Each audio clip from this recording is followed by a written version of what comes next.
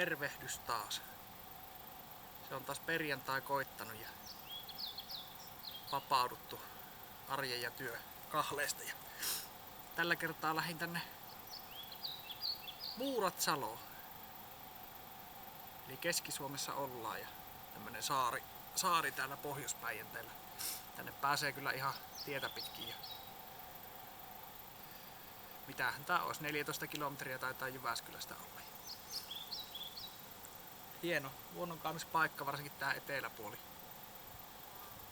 Etelä- ja länsipuoli täällä, niin täällä ei paljon taloja ole, jotain kesämökkejä tuolla on tuolla länsipuolella. Mutta hienoja jääkaavan jälkiä, täällä on siirtolohkareita ja tossa on luola, minkä meinasin käydä kahtomassa ja esittelemässä. 32 metriä pitkä, ainakin internetin ihmeellisen maailman mukaan. Ja todennäköisesti viikonloppu ollaan tässä liikkeellä. En tiedä, ollaanko koko viikonloppu Muuratsalossa vai kävelläänkö täältä sitten lähemmäksi kotiin. Tästä on joku 20 kilsaa tietä pitkin kotiin. Ja toinen syy, minkä takia lähin, kun tää luonto, niin täällä on 20-luvulla elänyt erakko. Ja mä sitä jo silloin poikasena koitin selvitellä, että mitä se on, minkä takia se on tänne tullut ja mitä se on täällä touhunut. Silloin en siitä saanut selvyyttä, mutta nyt kun internetti on helpommin käytössä ja sillä pääsee ihmisiin ja tietoon käsiksi, niin onnistuin saamaan siitä tietoa. Ja ton luolan kun on tutkinut, niin mä kävelen tästä muutaman kilsan semmoiselle lammelle ja illalla semmonen paikallinen asukas, joka sitä tietää sitä historiasta. Se on haastatellut aikalaisia ja kysellyt niiltä sitä asiasta. Se tietää sen paikan, missä se erakko on asunut. Ja käydään se katsomassa. Ja ei tässä, keli on hieno. Ei oo kylmä. Hyttysiä ei oo, kun vähän tuulee. Katsotaan minkälainen reissu tulee. Mutta lähdetään sinne luolan suuntaan kahtelemaan.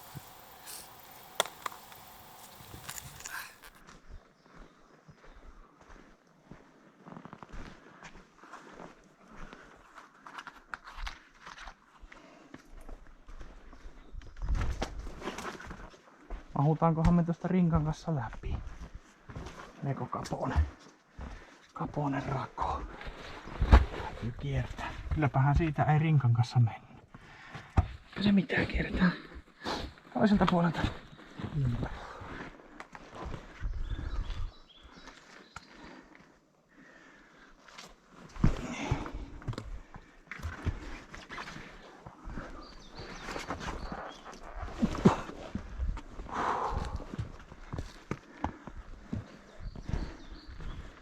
Täällä on tulipaikkakin. Nyt ei kyllä tulia sytytellä, kun ei oo sille tarvetta.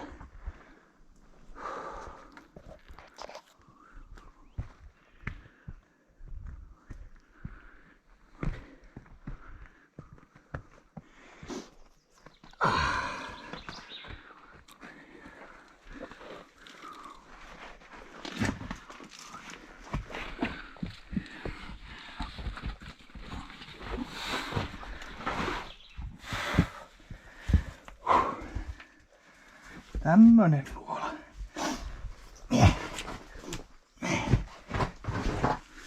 Täällä on aika viileä keli. Otetaanpas vähän lamppua avuksi. Joo. Täällä mahtuu ihan pystyssä kävelemään. Ei yllä käsiin edes kattoo. Vähän vesi tulee läpi, mutta mitä? Joo, vähän sen näköinen, että se voi vaikka roudan aikaan tulla alas. Jännän näköistä. Joo. Se on tosiaan tuolla näkyy tuo sisääntulo. Sieltä varmaan pääsis ei tarvis laskeutuakaan. Sitten meidän pitäisi vielä löytää tie ulos. Siinä on pahan näköisesti. Ai että kun se niskaan putoaa.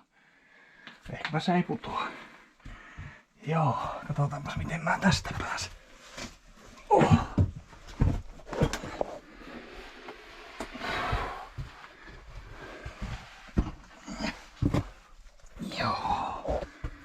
Hyvinhän täältä pääsee.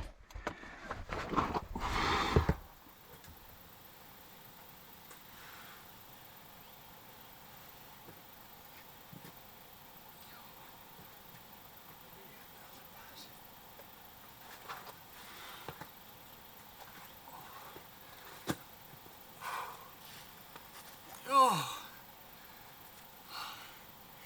Susiruma lapsen se äitimaa synnytti.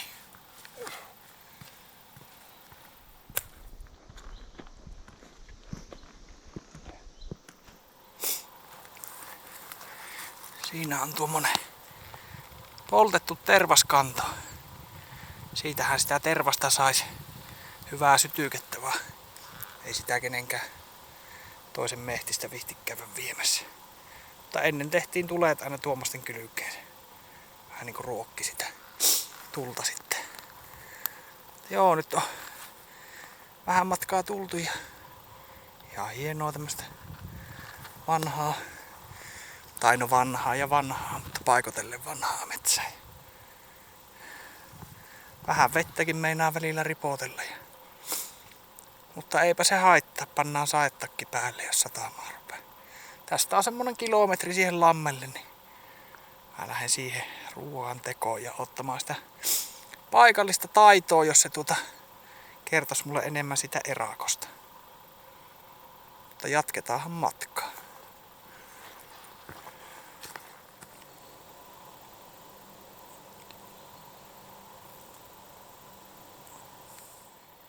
Korvasienet on jo melko isoksi ehtinyt. On tommonen nyrkin kokoinen suunnilleen.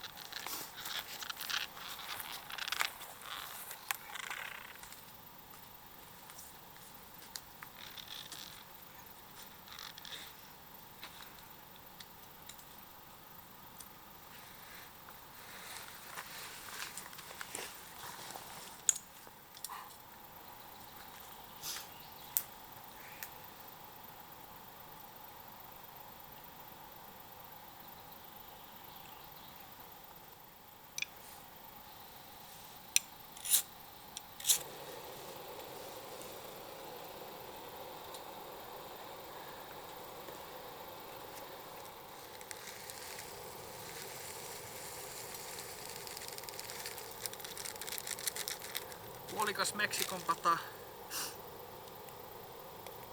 ja soijarouhetta. Katsotaan minkälainen makuelämys siitä syntyy.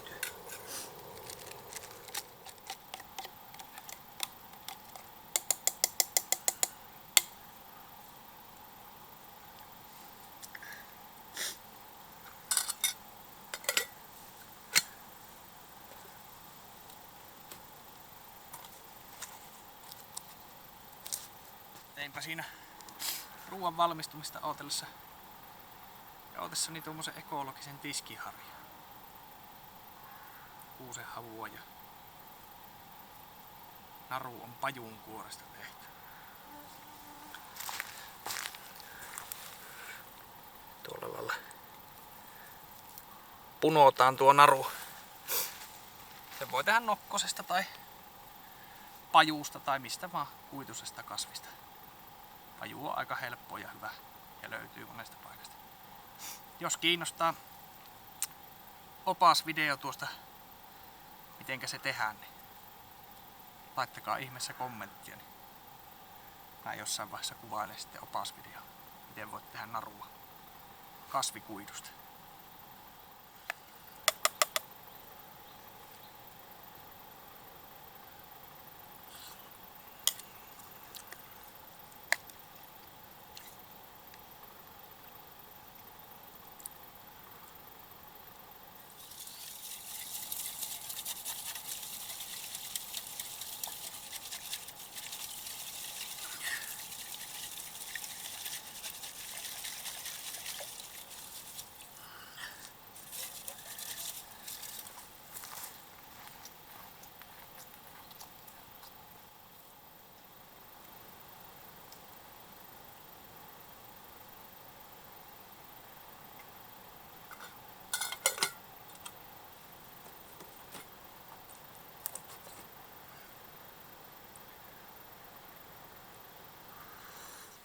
No niin, ilta alkaa jo hämärtyä.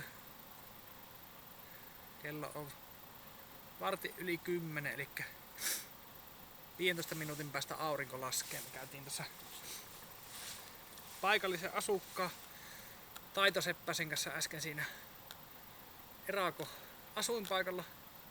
Otin sitä kuvan siitä kivestä. Ja mulla on myös vanha kuva ja mä laitan sen nyt tälle kohdalle sen.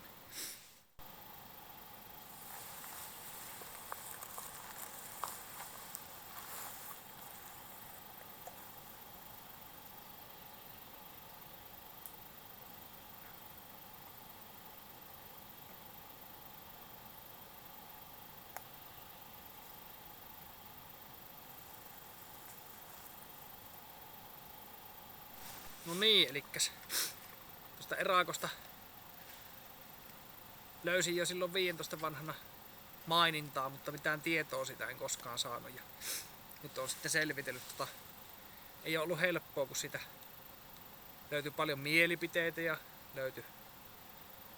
löytyi vaikka mitä.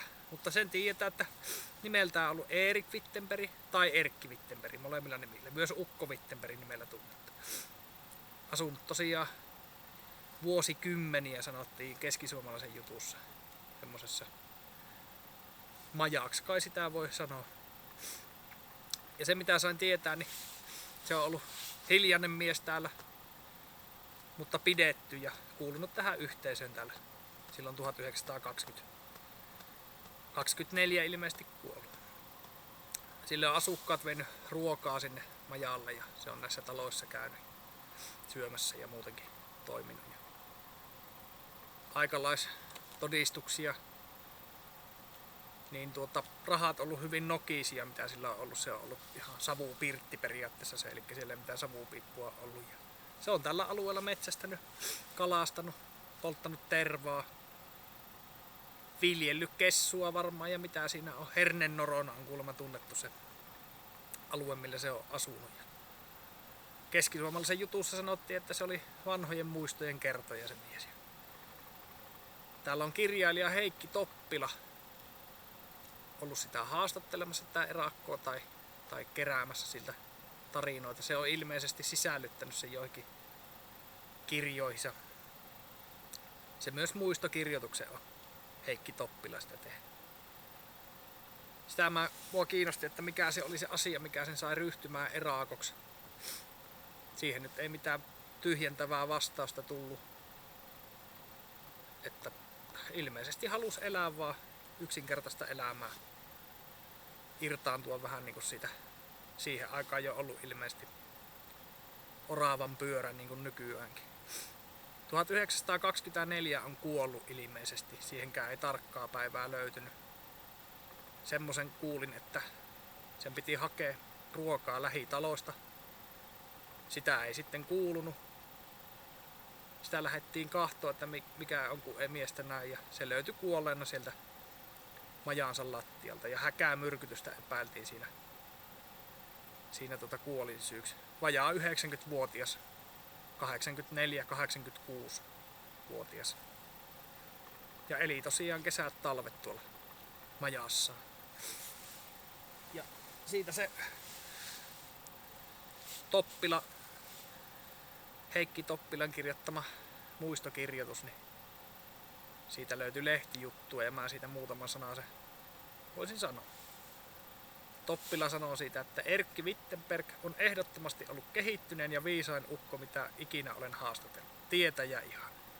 Hän, joka jo nuoruudestaan oli oppinut potaskan, tervan, rakotulen ja viinan valmistamisen salatiedot ja monet muut tiedot, on minulle kertonut elämästään hyvinkin paljon. Ja se on tosiaan tässä Muuramessa, eli 5 kilometriä tuosta järven yli, niin siellä lapsuutensa asunut ja näillä vesillä ja mailla tietysti kulkenut. Itse on kertonut, että Toppilalle, että renkipojaksi mennyt taloon ja lähempänä 20 sepän oppiin. Tunnettu hyvänä seppänä ja suurena tietomiehenä. Paljon on kokenut elämässä ja ne kokemuksensa oli häntä jalostaneet ja opettaneet. Hän on paljon sairastellut, mutta sairaudet olivat enimmäkseen ulkopuolisia sairauksia. Hän itse vakuuttikin usein minulle 3 paikkaa minulla ollut ikäni hyvässä kunnossa. Ei sen hiiren rikkeintä ole niissä ollut. Ne ovat sydänkarsina, aivokamari ja silmäkoppa. Ei ole edes 80 vuoteen tarvinnut silmästä kenenkään rikkaa onkin. Ja täällä se sanoo vielä, että Erkki Wittenbergistä meni manan majoille pelkäämätön vanhan kansan mies, uskossa ihmisoikeuksiin ja suureen luonnonlakiin. Hänen henkinen katsantokantansa oli niin kirkas ja varma, että se vaikutti muihinkin, varsinkin häntä ymmärtäviin. Hän oli oman yksinäisen rauhansa kautta seestynyt ja kirkastunut sielu, jolle tavalliset ihmisten pyyteet, kunnianhimo, oman voiton pyynti ja rikastumisen halu, jotka pitävät tätä nykyistä polvea ankarissa kahleissaan, olivat jo 10 vuosia sitten voitettu kautta. Aika erikoista, kun 97 vuotta sitten kuollut ja silti tuo rikkauden tavoittelu ollut jo silloin, vaan ehkä se on ihmisluonto semmoinen. Mutta se oli mielenkiintoinen käydä siinä Erakon majalla, tai eihän sitä majaa enää jäljellä ole, mutta kivihän siellä seisoi. Mukava tunnelma siinä ja mukava oli Taiton kanssa jutella, joka on myös ollut kiinnostunut näistä asioista. Ja jos siellä katsojalla kellään on mitään tietoa tähän Erkki Wittenberginä, Ukko Wittenberginä tunnettusta ihmisestä, niin kommentoikaa ihmeessä ja jos on jotain kysyttävää tästä, niin mä voin vastata se mitä tiedän sinne kommentteihin. Mutta semmonen oli Erako tarina, mitä siitä sain selviteltyä. Tässä nyt pitäisi varmaan yöpuulle ruveta kohta ja huomenna sitten uudet haasteet taas. Sitä en tiedä, että ollaanko tässä Muuratselossa toinen yö vai siirrynkö mä tuosta tietä pitkin sitten lähemmäksi kotiin, niin on se viimeinen päivä sitten helpompi rasti. Mutta ei muuta tältä illalta. Palataan aamulla.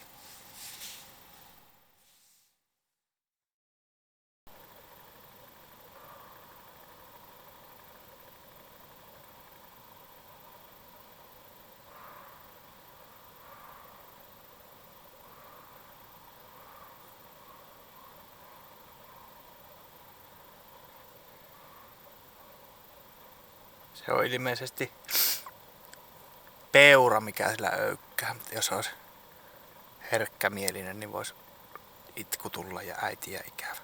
Aurinko on jo laskenut. Rupes röyhöttää tuossa. En tiedä pitääkö karjasta, niin lähtis muualle ökeltämään. Mutta vieraanahan minä täällä on, niin antaapa eluka huutaa sillä.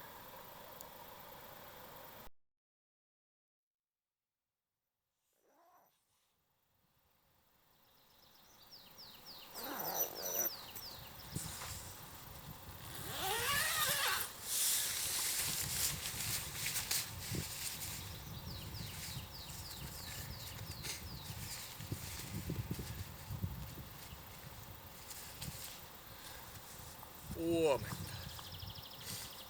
Se olisi aamu taas koittanut.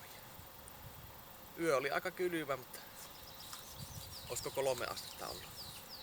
Vai eihän se tuolla makuupussissa niin tullut. Vähän rajoilla mentiin kyllä tuo puhtaasti kesämakuupussi, mikä on. Peura tai kauris siellä yöllä haukahteli. Se tosta lähti sitten omille teilleen. teeret tossa kuuluu huutavan ja vesilintuja oli monenlaisia. Mutta ihan mukavasti nukuttu yö. 11 tuntia melkein tuli nukuttu. Tästä voisi aamupala valmistamiseen ruveta ja pistää teltapakettiin. Sitten ei muuta kuin suunta kohti Säynät-Saloa. Siitä tietä pitkin sitten Muuramen puolelle. Siellä jossain pesään tehdä sitten. Mutta ei sen ihmeempää. Ruvetaanhan touhuun. No niin, katsotaan tästä kartasta tätä meidän reittiä, mikä on ollut. Elikkä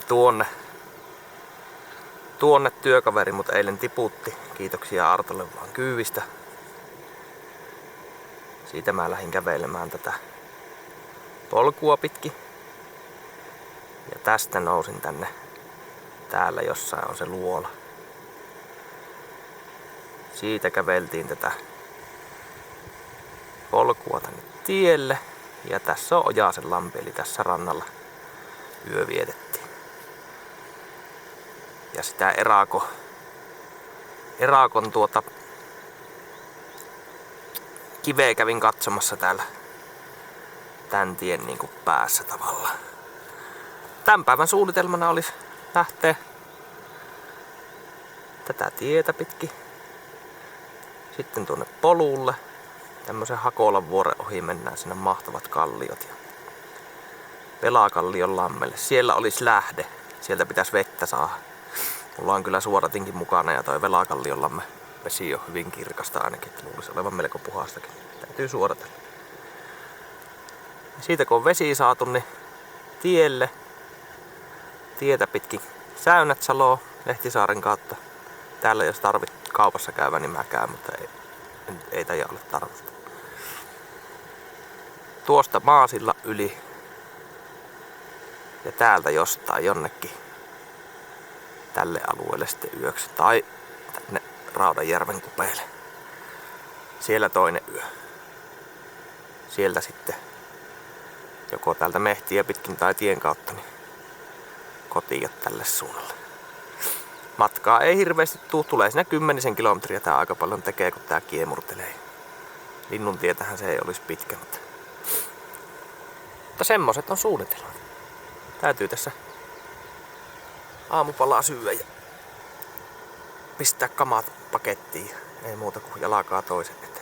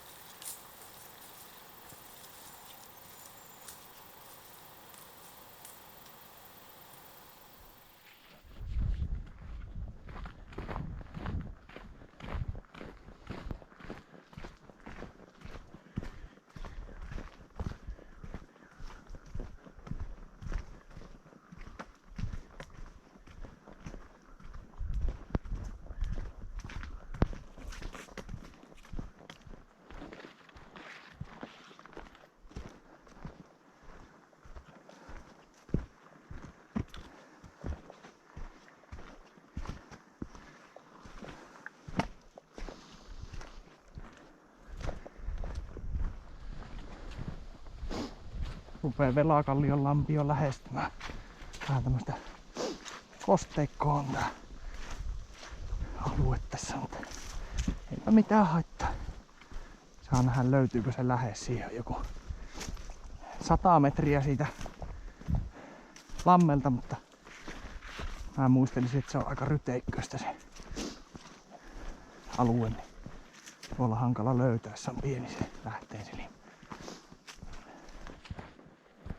Siellähän se lampi jo siintää.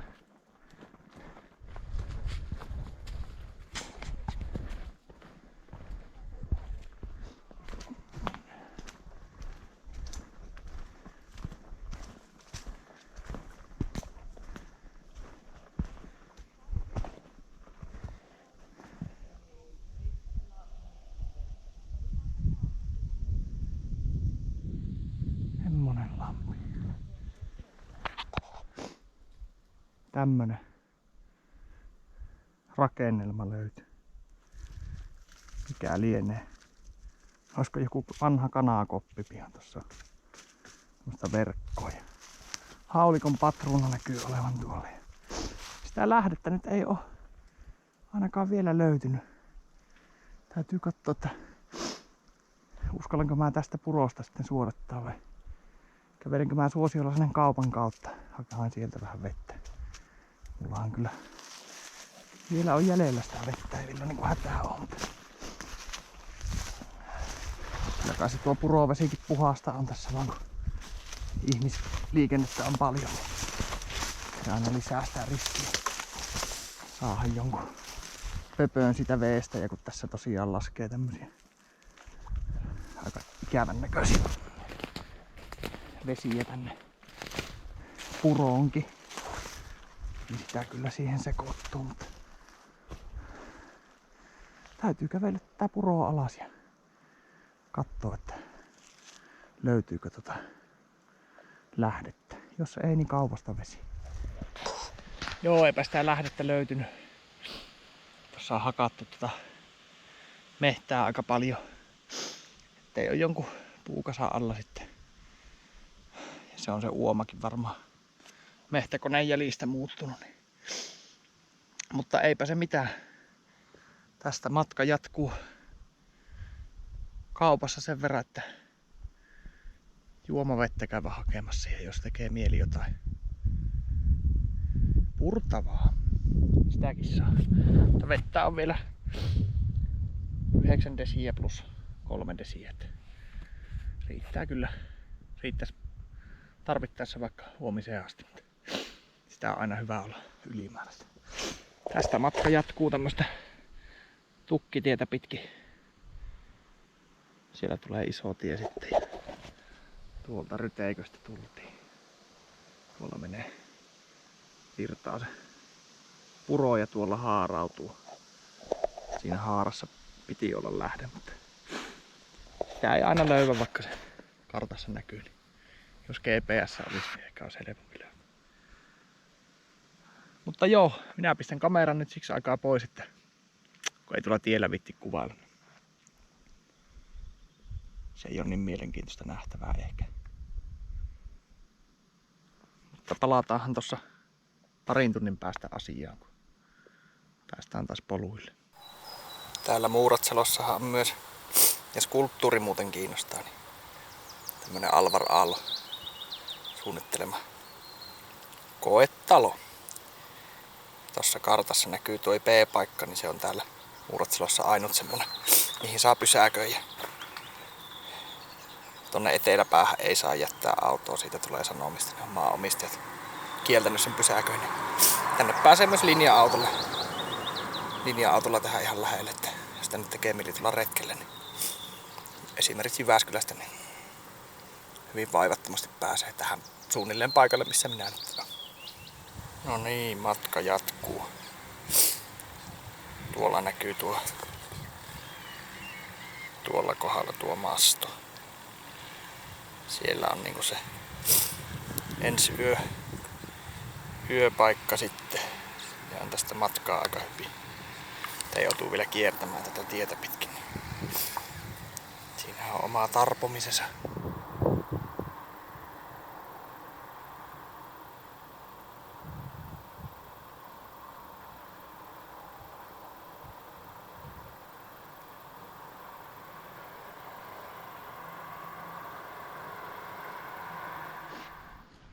No niin. Nyt on tultu tuo tympein matka tosta. Eli tuo asfalttitie. Tuossa menee tie ihan vieressä tonne Muuramen suuntaan. Me lähdetään tätä polkua pitkin. Noustaan tonne rinteelle. Sieltä pitäisi pesäpakka ehtiä. Mä vähän matka arvioin alakanttiin. Nyt on tultu jo 11 kilometriä. Niin. Mutta eipä se mitään haittaa. Tuo asfaltti vaan niin tympeätä kävellä, kun se ottaa vähän tuohon jalkaan. Askel on aina samanlainen, niin se kuluttaa ihan eri lailla kinttua. Mutta joo, mä kävin sinne Säynetsälossa kaupassa. Ostin 3 litraa vettä ja yhden oluenkin illaksi. Niin paikallisen Panimon olutta, mikä on nimetty yhden vieressä olevan saaren mukaan. Sen siinä voi illalla sitten nauttia. Mutta ei siinä. Se on lähettävä sitä majapaikkaa kahtoon. Mä toivon, että tästä aika läheltä löytyisi tuo aika kallioista ja tuo mun teltta on sellainen, että se on vaikea kalliolle pystyttää tai vaikea, mutta työllä se kun se pitäisi saada maahan kiinni. Mutta jos sitä löytyy, jos ei löydy, niin sitten mennään vähän pitemmälle. Kyllä mä tätä paikan varmasti löydän. Jos sitä ruokaa vaikka sitten, kun tänään ei tullut syötyä, kun se nuudelikuppi ja muutama pähkinä ja yhden lakuun söin tossa. Mutta semmoista. Matka jatkukoon. Jossa olisi aika lupaavan näköistä maastoa. Tykävä vilkasessa, kun teltan pystyy johonkin. Hirvetä nousua ollut.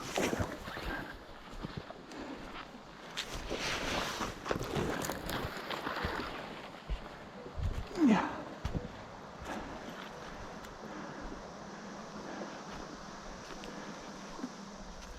Kyllähän se majapaikka tästä löytyy. Siinä on teltta pystyssä. Tuossa vieressä on tommonen mukava paljas kallio tuossa. Niin mä ajattelin, että mä lähden siihen ruuan laittoon. Ruuat jos tekis ja kello on nyt vähän yli 4. Tässä on hyvin aikaa. Voi istuskella ja kuunnella vähän autot tossa ääntää, mutta eiköhän sekin iltaa kohan hiljene sitten. Semmosta. Minä laitan ruuat ja kahvit ja nautin ne tuossa. Ja rauhoitun välillä. Ei tarvitse tehdä koko ajan jotain. Kävellyt kuitenkin melkein 4 tuntia. Siinä tälle päivälle tekemistä.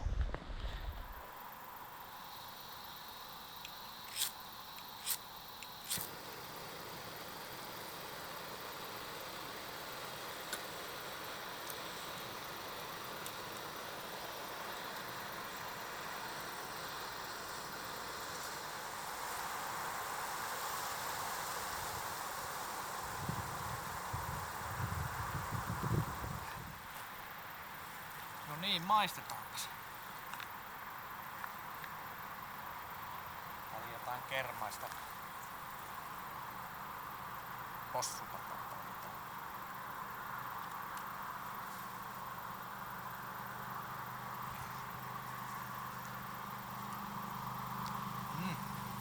Erinomaista. Kyllä niin kuvaa nälkä. Nyt varmaan söis vaikka pahvia. Ei muuta.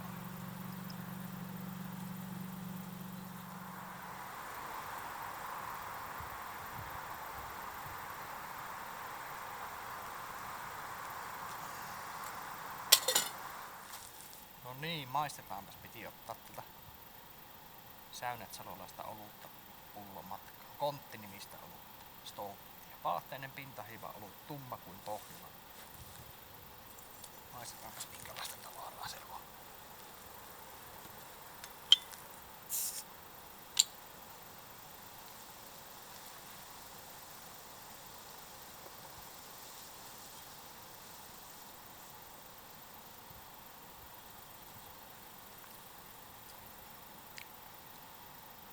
Oikeinkin suun myötästä.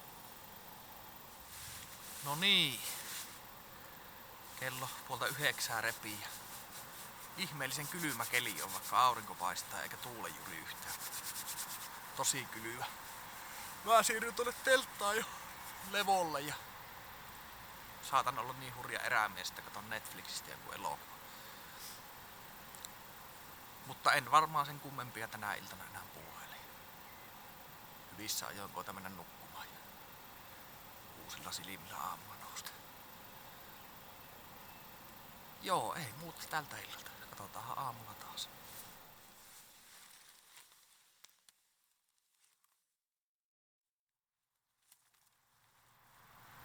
Huomenta. Hyvin tuli yöllä levättyä. Melkein 11 tuntia. Unta sai. Nollassa kävi lämpötilaa yöllä, mutta ihan hyvin tarkeni. Ei tarvinnut paleella. Tässä olisi aamupala seuraavana. Sitten teltta, tavarat, rinkkaan. Tuosta mehtä yli tielle ja kotia ei ole pitkä matka, varmaan 2 kilometriä tästä. Mutta ei muuta, aamupalan tekee.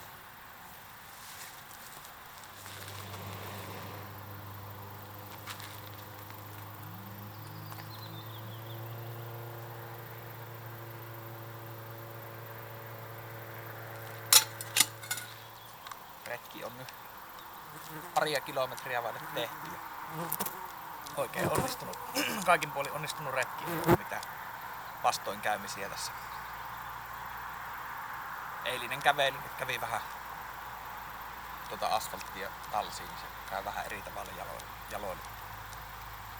Muuratsalo, mahtava paikka, suuri suositus. Jos Jyväskylän alueella asuu, niin ehdoton nähtävyys. Ja mikä ettei vaikka kauempaakin estää joka paikassa tuommoisia paikkoja on. Nuolat ja siellä on hiekkarantaa ja paikka ja mitä. Pysäköinnin saa siihen Alvar Aallon koettalon vieressä on se pysäköintipaikka. Sinne eteläpäästä ja autoa ei saa jättää. Ja sinne kannattaa mennä. Erakosta oli mukava käydä siinä. Se on kuitenkin melkein 20 vuotta mieltä kiehtonut se, kun siitä kuuli. Ja nyt sai siitä jotain tietoakin. Historiallisena tietona sitä ei voi pitää, kun se on ihmiseltä toiselle kuullut. Siitä ei hirveästi ole mitään paperilla löytynyt. Ja Taito Seppäselle isot kiitokset, että piti ajella näyttämään sen paikan. Ja siinä oli mukava, pari tuntia juteltiin sitä sillä perjantai-iltana. Urho Riihikoskelle myös suuri kiitos. Antoi luvan käyttää Lauri Hautalan 1920 ottamaa kuvaa tästä erakosta. Sillä Urholla ne tekijäoikeudet on ja mä tavoitin hänet ja hän sanoi, että saat käyttää kyllä valokuvaa. Ja kiitokset kaikille, jotka on muutenkin ohjannut. Siellä on Muuramen entinen kirkkoherra rovasti Simo Lampela on ohjannut oikeille teille ja muutenkin tää ryhmä, Pasepukki-ryhmä, missä on keskustellut. Vanhat kuvat kertovat Muuramen tarinaa. Sinnekin isot kiitokset. Ei olisi onnistunut ilman apuja. Seuraava retki. En osaa sanoa milloin. Kesällä nyt on pitkä Lapin vaellus tulossa ja sitä on tarkoitus kuvata. En tiedä miten siinä rahkeet riittää. Akkukapasiteettihan siinä aina tulee vastaan. Täytyy riittää. Ettei turhia höpise ja kuvata mahdollisimman vähän ja tiiviisti vaan. Mutta joo, ei sen kummempaa. Tilatkaa ihmeessä kanava. Se on aina mukavaa, kun ihmiset seuraa tekemisiä. Kommentteja saa laittaa, jos on kysyttävää muuten asiaa. Pistäkää ihmeessä, mä sinne vastailen sitten parhaani mukaan mitä tiedän tai muuten. Mutta tässä nyt syön telttapakettiin rinkkaselkään ja tuosta 2 kilometriä on ehkä kotiin. Mä oon tässä ihan tien vieressä, ei olla erämaassa. Mutta luontoa se on tässäkin. Joo, ei muuta. Seuraavaan kertaan vaan.